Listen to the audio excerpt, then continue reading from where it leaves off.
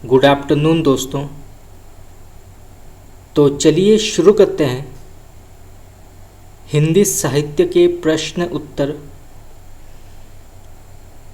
पहला सवाल, तो यहाँ पे प्रश्न पूछा गया है, चींटी से लेकर हाथी पर्यंत पशु, भिक्षुक से लेकर राजा पर्यंत मनुष्य, बिंदु से लेकर समुद्र पर्यंत जल, अनंत आकाश, अनंत पृथ्वी, अनंत पर्वत, सभी पर कविता हो सकती है। तो इस कथन के लेखक का नाम क्या है?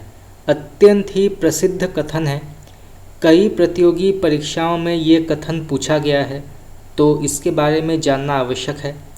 तो फिर से पढ़ते हैं, चींटी से लेकर हाथी पर्यंत पशु, भिक्षुक से लेकर राजा पर्यंत मनुष्य, बिंदु से लेकर समुद्र पर्यंत जल, अनंत आकाश, अनंत पृथ्वी, अनंत पर्वत, सभी पर कविता हो सकती है। तो इस प्रसिद्ध कथन के लेखक का नाम क्या है? तो इसका सही उत्तर होगा आपका आचार्य महावीर प्रसाद द्विवेदी। तो आप इसको नोट कर सकते हैं, ये प्रश्न परीक्षा में आ सकता है। चलिए आगे बढ़ते हैं। मानते हैं जो कला को कला के अर्थ ही, स्वार्थिनी करते कला को व्यर्थ ही। तो ये पंक्ति किसकी मानी जाती है? तो फिर से पढ़ते हैं, मानते हैं जो कला को कला के अर्थ ही, स्वार्थिनी करते कला को व्यर्थ ही। तो इस प्रसिद्ध कथन के लेखक का नाम क्या है? तो इसका सही उत्तर होगा आपका मैथिली शरण गुप्त। तो आप इसको नोट कर सकते हैं। तो मैथिली शरण गुप्त जो है इस प्रसिद्ध पंक्ति के लेखक माने जाते हैं, तो आप इसको नोट कर सकते हैं। चलिए आगे बढ़ते हैं। उस जनपद का कवि हूँ के रचयिता कौन है? तो उस जनपद का कवि हूँ के लेखक का नाम क्या है? तो इसका सही उत्तर होगा आपका त्रिलोचन। सुनो कारीगर के रचयिता कौन है? तो यहाँ पे प्रश्न पूछा गया है, सुनो कारीगर के रचयिता का नाम क्या है? तो इसका सही उत्तर होगा आपका उदय प्रकाश। कोसी का घटवार कहानी के रचयिता कौन है? तो कोसी का घटवार कहानी के रचयिता का नाम क्या है? तो इसका सही उत्तर होगा आपका शेखर जोशी। तो कोसी का घटवार कहानी के लेखक हैं शेखर जोशी। और यहाँ से प्रश्न ये भी आ सकता है कि कोसी का घटवार किस प्रकार के साहित्यिक विधा के अंतर्गत आती है? तो ये जो है कहानी के अंतर्गत आती है। तो यहाँ से दो प्रकार के प्रश्न आ सकते हैं और इसके लेखक हैं शेखर जोशी। चलिए आगे बढ़ते हैं। रमणीयार्थ प्रतिपादक शब्दः काव्यम, ये प्रसिद्ध कथन किसका माना जाता है? तो रमणीयार्थ प्रतिपादक शब्दः काव्यम, तो इस प्रसिद्ध कथन के लेखक का नाम क्या है? तो इसके लेखक हैं पंडित राज जगन्नाथ। तो पंडित राज जगन्नाथ जो हैं इसके कवि माने जाते हैं, तो आप इसको नोट कर सकते हैं। चलिए आगे बढ़ते हैं। तुम वहन कर सको जन मन में मेरे विचार, वाणी मेरी चाहिए तुम्हें क्या अलंकार। इस पंक्ति के लेखक का नाम क्या है? ये पंक्ति भी कई बार विभिन्न प्रकार के प्रतियोगी परीक्षा में पूछा गया है, तो आप इसको नोट कर सकते हैं। तो तुम वहन कर सको जन मन में मेरे विचार, वाणी मेरी चाहिए तुम्हें क्या अलंकार। तो इस प्रसिद्ध पंक्ति के लेखक का नाम क्या है? तो इसका सही उत्तर होगा आपका सुमित्रा नंदन पंत। चलिए आगे बढ़ते हैं। सुंदर है विहग सुमन सुंदर, मानव तुम सबसे सुंदरम, ये पंक्ति किसकी मानी जाती है? तो सुंदर है विहग सुमन सुंदर, मानव तुम सबसे सुंदरम। तो इस प्रसिद्ध पंक्ति के लेखक कौन है? तो इसका सही उत्तर होगा आपका सुमित्रा नंदन पंत। चलिए आगे बढ़ते हैं। गोरक्ष विजय के रचयिता कौन है? तो गोरक्ष विजय के रचनाकार का नाम क्या है? तो इसका सही उत्तर होगा आपका विद्यापति। तो गोरक्ष विजय के लेखक हैं विद्यापति। तो आप इसको नोट कर सकते हैं, ये प्रश्न भी आ सकता है। चलिए आगे बढ़ते हैं। काव्य में अभिव्यंजनावाद किसकी कृति मानी जाती है? तो काव्य में अभिव्यंजनावाद किसकी कृति मानी जाती है? इसके लेखक का नाम क्या है? तो इसका सही उत्तर होगा आपका लक्ष्मी नारायण सुधांशु। तो लक्ष्मी नारायण सुधांशु जो हैं इसके लेखक माने जाते हैं। तो आप इसको नोट कर सकते हैं। चलिए आगे बढ़ते हैं। ना कांतमपि निभृंश विभाति वनिता मुखम, ये कथन किसका माना जाता है? तो इसके कवि हैं आचार्य भामा। लाल पान की बेगम कहानी के लेखक का नाम क्या है? अत्यंत ही प्रसिद्ध कहानी है। विभिन्न प्रकार के प्रतियोगी परीक्षाओं में ये कहानी से जुड़े प्रश्न आते हैं। तो लाल पान की बेगम कहानी के रचयिता का नाम क्या है? तो इसका सही उत्तर होगा आपका फणीश्वर नाथ रेणु।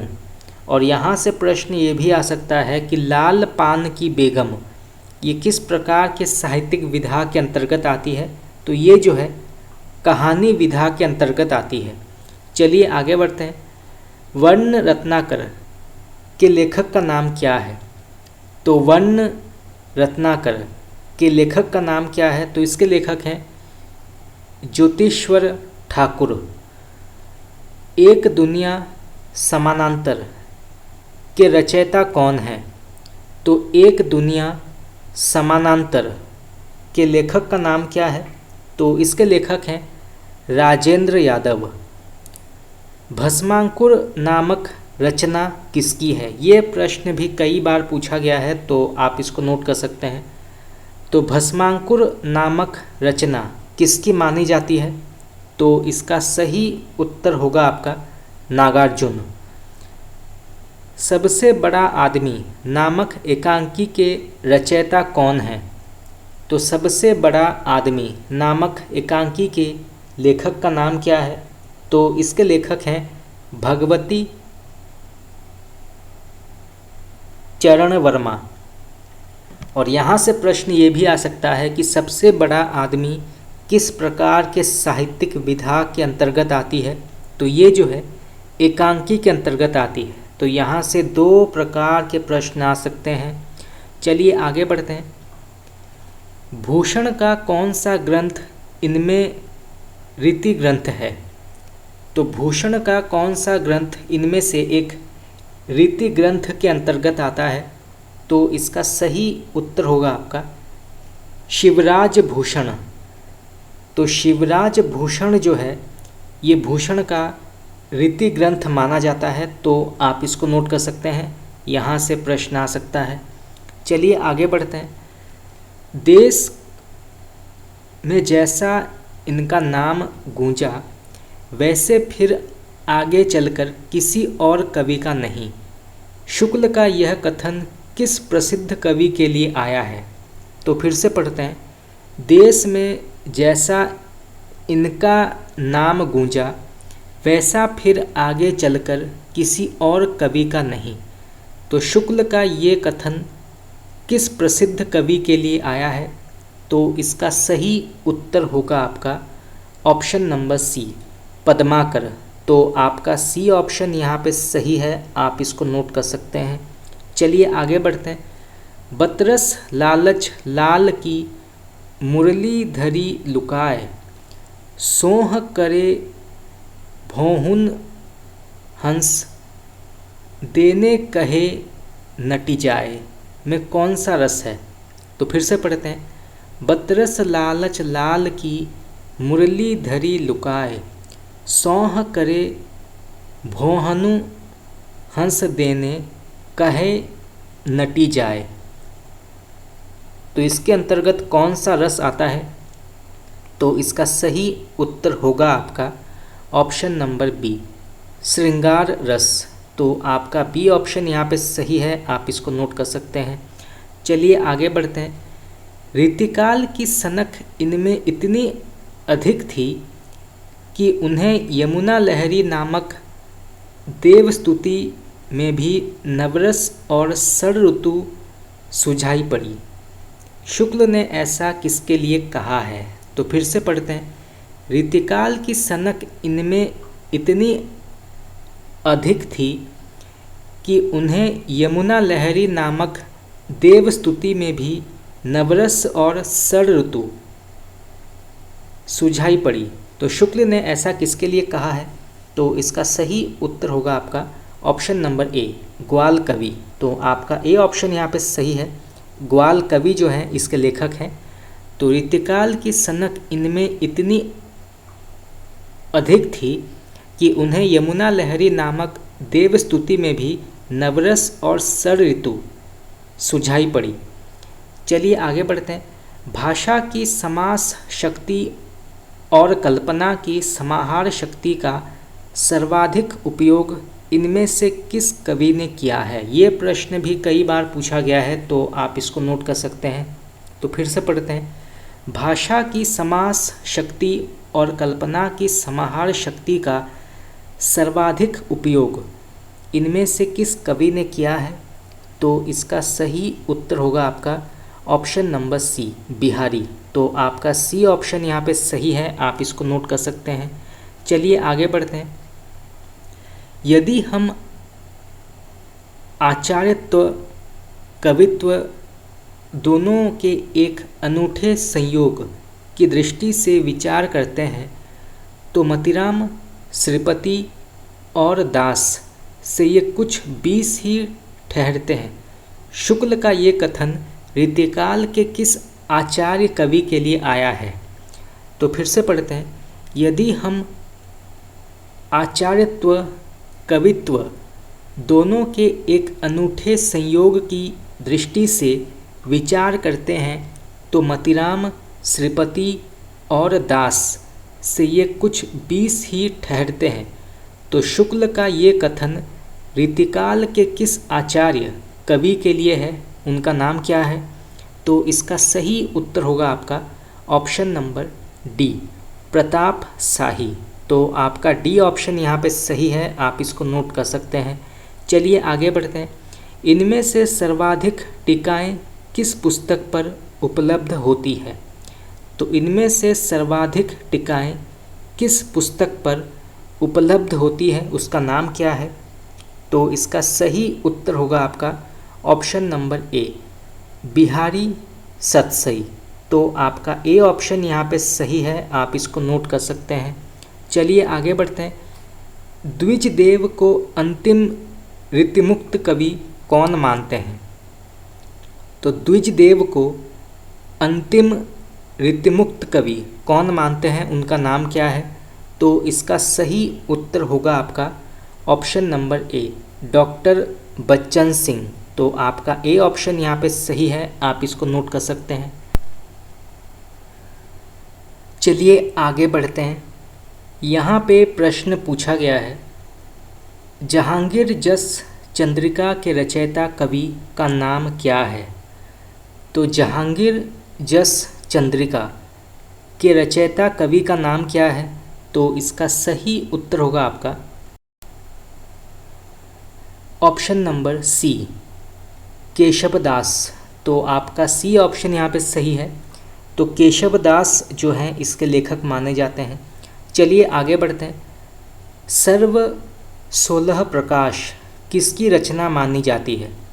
तो सर्व 16 प्रकाश किसकी रचना मानी जाती है? तो इसके लेखक माने जाते हैं ऑप्शन नंबर सी, गुरु गोविंद सिंह। तो आपका सी ऑप्शन यहाँ पे सही है, आप इस प्रश्न को नोट कर सकते हैं।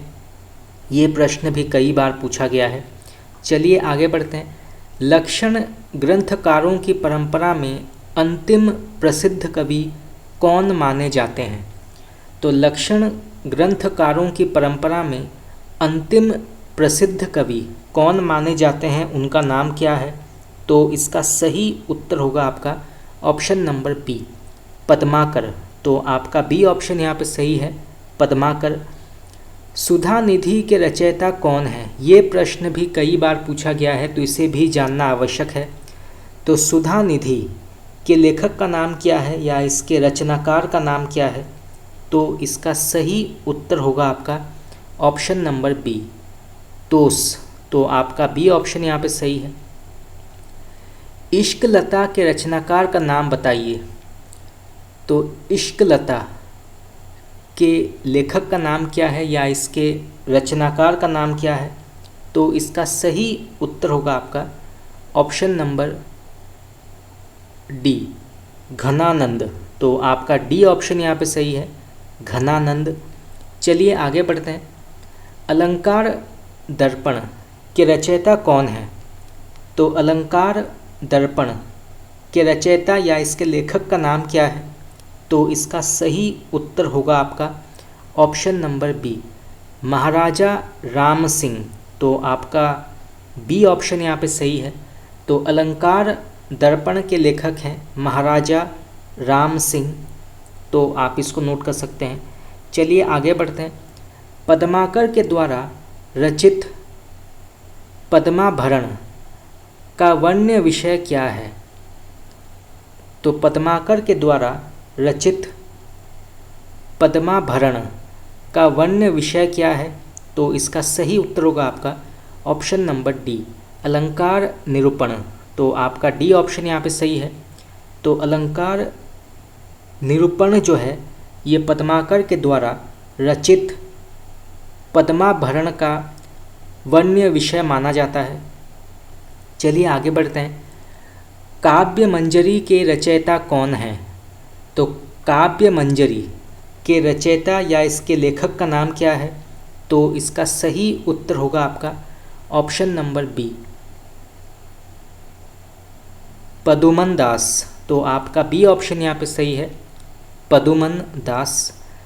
ललित ललाम के रचयिता का नाम बताइए। अत्यंत ही प्रसिद्ध ये प्रश्न है, अधिकांश प्रतियोगी परीक्षाओं में ये प्रश्न आता है, तो इसके बारे में जानना आवश्यक है। तो ललित ललाम के रचयिता कौन है? तो इसका सही उत्तर होगा आपका ऑप्शन नंबर सी, मतीराम। तो आपका सी ऑप्शन यहाँ पे सही है। तो ललित ललाम के रचयिता है मतीराम, ललित ललाम। चलिए आगे बढ़ते हैं। भाषा भूषण के रचयिता कौन है? तो भाषा भूषण के रचयिता कौन है? तो इसके लेखक हैं option number A, Jaswant Singh. तो आपका ए ऑप्शन यहाँ पे सही है। तो भाषा भूषण के रचयिता है जसवंत सिंह। तो यहाँ पर आपको मिलान करना है सूची 1 को सूची 2 के साथ। तो सूची 1 में कुछ प्रसिद्ध रचनाओं के नाम हैं और सूची नंबर 2 में रचनाकारों के नाम। तो इनको आपको मिलान करना है। तो सबसे पहले आता है शिवराज भूषण। तो शिवराज भूषण के लेखक कौन हैं? तो इसके लेखक हैं भूषण कवि। इसके बाद रस रहस्य। तो रस रहस्य के लेखक का नाम क्या है? तो इसके लेखक हैं कुलपति मिश्र। इसके बाद पद्माभरण। तो पद्माभरण के लेखक का नाम क्या है? तो इसके लेखक हैं पद्माकर। और फिर काव्य निर्णय। तो काव्य निर्णय के लेखक का नाम क्या है? तो इसके लेखक हैं भिखारी दास। तो आप इसको नोट कर सकते हैं, यहाँ से कई बार प्रश्न पूछा गया है। रामायण सूचनिका प्रबंध काव्य के रचयिता कौन है?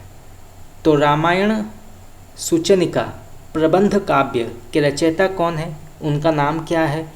तो इसका सही उत्तर होगा आपका ऑप्शन नंबर सी, रसिक गोविंद। तो आपका सी ऑप्शन यहाँ पे सही है। तो रामायण सूचनिका प्रबंध काव्य के लेखक हैं रसिक गोविंद। और यहाँ से प्रश्न ये भी आ सकता है कि रामायण सूचनिका ये किस प्रकार के काव्य के अंतर्गत आता है? तो ये जो है प्रबंध काव्य के अंतर्गत आता है और इसके लेखक हैं रसिक गोविंद। चलिए आगे बढ़ते हैं। इनमें से सतसई किस कवि ने नहीं लिखी? तो इनमें से सतसई किस कवि ने नहीं लिखी है? तो इसका सही उत्तर होगा आपका option number D, Padmakar. Bihari ने लिखी है, मतीराम ने लिखी है, बृंद कवि ने लिखी है, परंतु पद्माकर ने किसी भी प्रकार का सतसई नहीं लिखा है। तो आपका डी ऑप्शन यहाँ पे गलत है, आप इसको नोट कर सकते हैं। चलिए आगे बढ़ते हैं। सर्वांग निरूपक लक्षण ग्रंथ काव्य रसायन के रचयिता कौन है? तो सर्वांग निरूपक लक्षण ग्रंथ काव्य रसायन के रचयिता कौन है या इसके लेखक का नाम क्या है? तो इसका सही उत्तर होगा आपका ऑप्शन नंबर ए, देवकवि। तो आपका ए ऑप्शन यहाँ पे सही है, आप इसको नोट कर सकते हैं। चलिए आगे बढ़ते हैं। कौन सा ग्रंथ कवि भूषण के द्वारा रचित नहीं है? तो इनमें से कौन सा ग्रंथ कवि भूषण के द्वारा रचित नहीं है? तो इसका सही उत्तर होगा आपका ऑप्शन नंबर ए, छत्र प्रकाश। बाकी छत्रसाल शतक, शिवा बावनी और शिवराज भूषण इसके लेखक हैं भूषण कवि, परंतु छत्र प्रकाश जो है ये भूषण कवि ने नहीं लिखा है। तो आपका बी, सी और डी बिल्कुल सही है, परंतु आपका ए ऑप्शन यहाँ पे गलत है। तो आप इसको नोट कर सकते हैं। चलिए आगे बढ़ते हैं। रसराज के रचयिता कौन है?